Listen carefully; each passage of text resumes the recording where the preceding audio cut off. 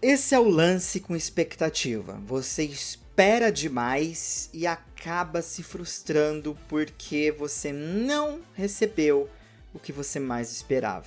Todo fã Pokémon passou por isso. E todo fã Pokémon acho que ainda não aprendeu com isso. Porque expectativa e Pokémon não andam de mãos dadas. O vídeo de hoje são 8 vezes que Pokémon não atendeu às suas expectativas como fã. Será que você se reconhece por aqui?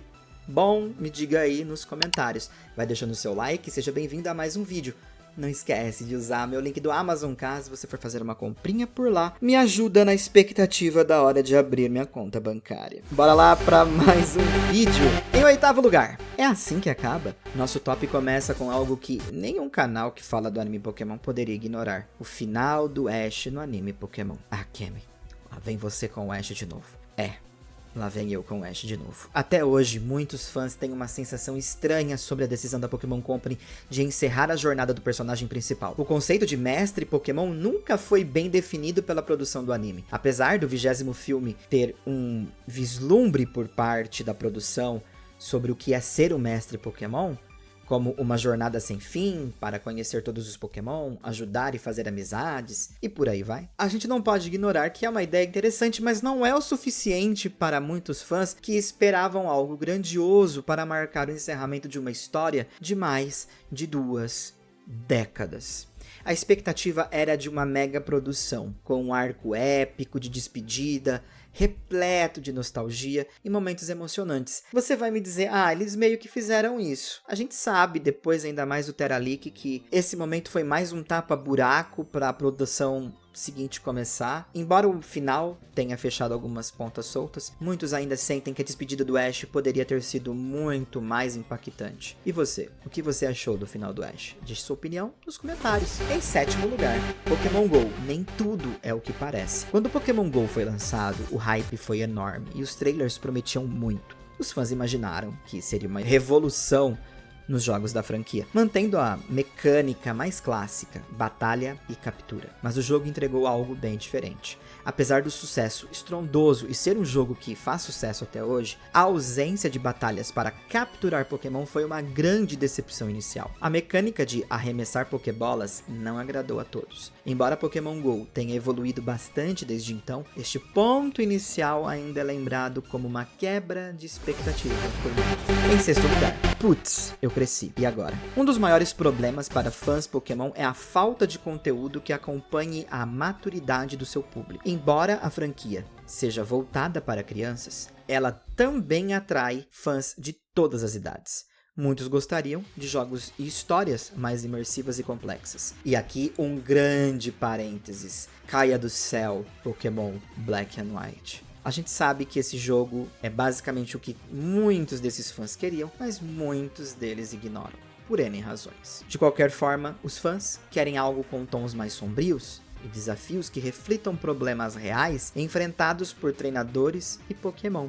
O mesmo vale para o anime, que poderia explorar narrativas menos infantis e mais profundas. Mesmo assim, algumas histórias tocantes foram muito bem trabalhadas no anime, mas há uma sensação de que Pokémon poderia fazer ainda mais para atender o seu público mais velho. Concorda ou discorda? Em 5º lugar, Sinnoh confirmado.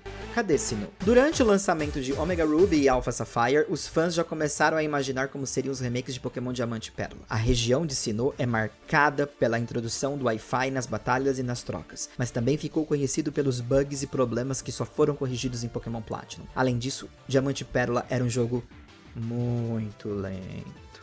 E quando os remakes finalmente chegaram, Brilliant Diamond e Shining Pearl dividiram opiniões. O visual Chibi não agradou a todos, e muitos esperavam que os jogos seguissem o padrão da 8ª geração, com gráficos modernos, mais imersão, etc. Além disso, as batalhas e animações foram consideradas simples demais, e até mesmo bugs nas versões originais estavam sendo encontrados nos remakes. Como assim? Para uma região tão amada, a expectativa era bem maior. Em 4º lugar, a DLC disfarçada, Ultra Sun e Moon. Com o lançamento de Pokémon Sun e Moon, os fãs ficaram empolgados com uma história interessante, boa jogabilidade e uma região rica para explorar. E foi tudo isso e mais um pouco, porque Sun e Moon é um jogo redondo, cai bem. Mas a sequência Ultra Sun e Moon é um pouquinho difícil de engolir, deixou muito a desejar. Esses jogos eram praticamente iguais aos originais, com uma pequena alteração na história, episódios extras no final. Para muitos isso não justificava um lançamento como se fosse um jogo novo, e muito menos a existência de duas versões separadas. Muitos argumentavam que era o estilo de Pokémon, que Pokémon era assim e ia se manter assim, mas não fazia mais sentido no 3DS. As pessoas queriam comprar só a sequência do jogo, não o jogo cheio novamente. E isso deu o que falar, e inclusive particularmente é um dos meus maiores problemas com Pokémon Sun e Moon. Essa forma como eles tentaram comercializar o jogo. Porque é inegável, o jogo é assim. Bom, em terceiro lugar, quem são essas pessoas no meu anime? A troca de personagens no anime sempre foi assim, uma coisa polêmica. No passado, o Brock foi substituído por Tracy. Foi uma decisão da produção devido a receios sobre a recepção do personagem no ocidente. Depois deles terem lidado com a Jinx e todas as situações que traziam estereótipos racistas, nós temos a situação do Brock, que era um homem negro com os olhos puxados. Eles temiam muito que o ocidente não visse isso com bons olhos. E, consequentemente, isso não aconteceu. O ocidente recebeu muito bem o Brock, mas eles fizeram a substituição pro Tracy mesmo assim, enquanto o anime já estava sendo transmitido por aqui. E depois que eles perceberam que o Brock foi muito bem recebido, eles devolveram o Brock pra nós. Gosto do Tracy, mas o Brock é o cara do anime Pokémon e nunca deveria ter sido removido. Tanto é que ele foi removido em Unova pelo Sylan, que desempenhava basicamente o mesmo papel que o Brock em muitos pontos. Isso junto com a mudança drástica na personalidade do Ash e na dinâmica do anime, que fez os fãs se sentirem, meu Deus, que anime é esse? Afinal, parecia que até o protagonista e o seu Pikachu haviam sido substituídos.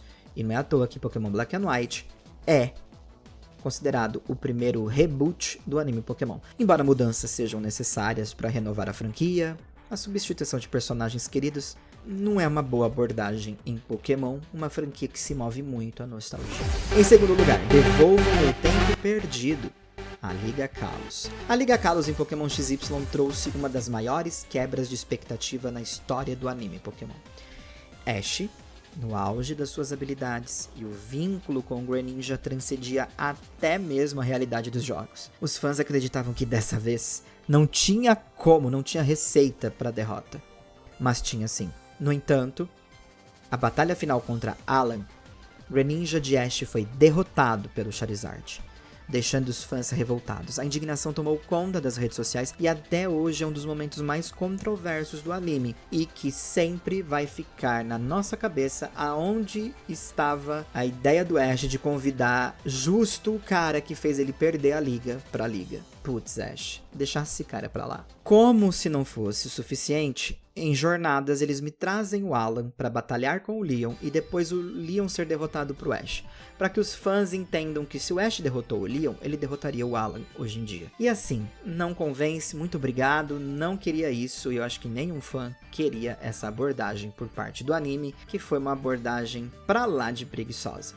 Podia ter rolado mais episódios e ter feito sim a revanche de Ash vs Alan e o Ash ter comido o lugar que não bate sol do Alan com o seu Greninja. Parabéns, anime Pokémon. Em primeiro lugar, comprei um jogo de Switch, recebi um de Nintendo 64. A chegada de Pokémon no Switch trouxe expectativas altíssimas, especialmente por conta do sucesso do jogo The Legend of Zelda Breath of the Wild. Os fãs queriam, sim, um Pokémon Breath of the Wild. No entanto, Pokémon Sword and Shield enfrentou muitas críticas logo no início. O corte da National Dex foi o primeiro golpe. Depois, detalhes gráficos, como árvores e texturas comparadas à do Nintendo 64, decepcionando muitos jogadores. Mesmo sendo jogos bonitos em vários aspectos, esses detalhes chamam a atenção negativa. Se você, naquela época, dizia, mas a nona geração vai ser diferente, eles aprenderam com o erro. Quando Scarlet Violet chegou, as coisas pioraram. Bugs, glitches, problemas gráficos, o gráfico abaixo do esperado, ofuscaram o fato de que o jogo tinha ideias inovadoras.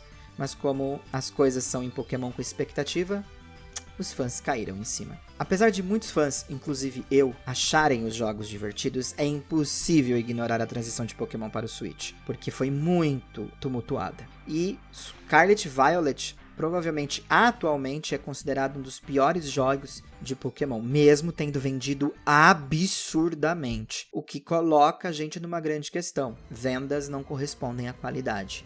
E a gente não pode esquecer que até a Nintendo entrou na frente, pediu desculpa pelo lançamento dos jogos da maneira como foi lançado e se comprometeu que os próximos jogos seriam muito mais bem revisados, trabalhados, etc. Bom, deu a entender isso, né?